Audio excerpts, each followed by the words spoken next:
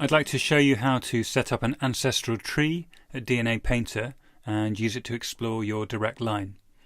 So here on the DNA Painter homepage we can see three tabs. We've got Ancestral Trees, Tools and Watto, and Chromosome Maps. We're going to stick with Ancestral Trees here on the left, and we're going to click this link which says Upload Your Family Tree. Now after we click that, DNA Painter is going to set up a blank tree for us, and this overlay that says Load GEDCOM is going to appear. Now we can drag and drop our GEDCOM file into this area here, or we can click and browse for it. And here is mine. And the first thing it's going to ask me is, whose direct line would you like to import? Now that is of course because we're not importing the entire tree here, we're extracting the direct line of the person of interest.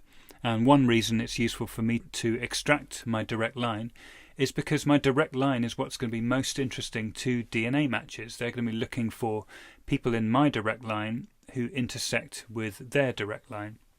So if I type my name in here, I can click on a result and select myself, so there I am. And by default, everyone who's living who I'm import is going to have their name replaced with the word living, so that I don't jeopardize anyone's privacy.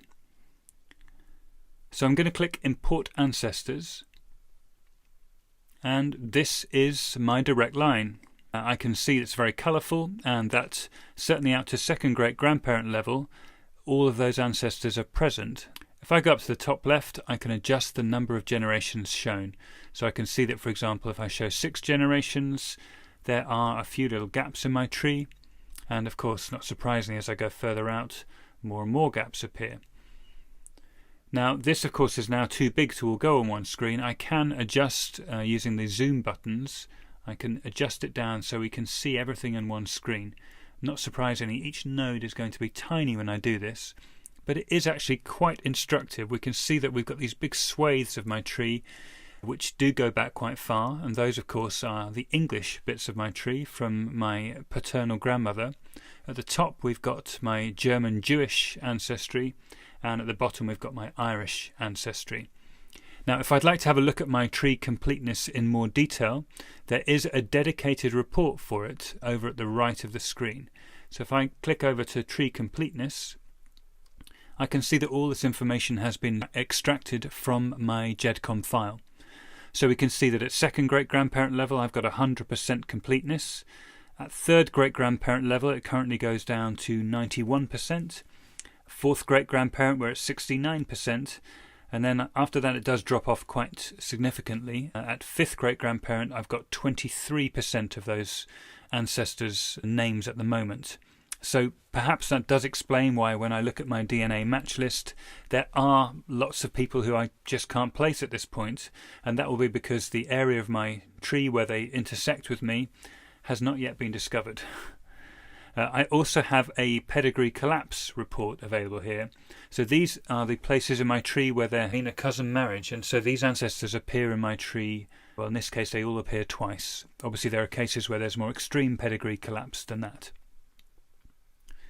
Now there are also other views of my tree which can be quite instructive. So if we click on Fan at the top, this is the fan view of the tree. And if I hover over an ancestor at random, here I'm hovering over George Whitmore, we can see that he's my 6th great grandfather.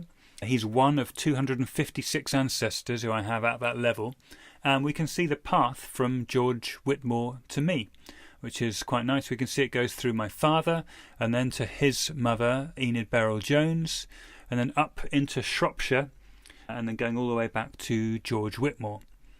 Now another interesting thing I can do in this view is I can overlay DNA inheritance paths. So for example, if I have a DNA match and I share a significant amount of X DNA with them, so a segment on the X chromosome, that can actually tell me something about where I must intersect with them. As a male, I only inherited X DNA from my mother, not from my father at all. And then, what's more, all of my mother's male ancestors only inherited xDNA from their mothers. So this produces this rather interesting pattern of xDNA inheritance. So we can see if we hover on a paternal ancestor, we can see that this person was not a source of xDNA for me. But if we go into my mother's tree, we can see that some of these people were sources of xDNA for me and others weren't.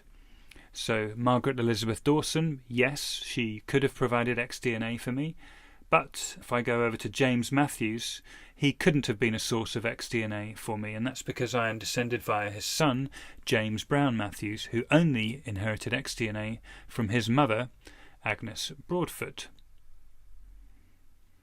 So I hope that's given you a sense of how ancestral trees at DNA Painter can be useful to you.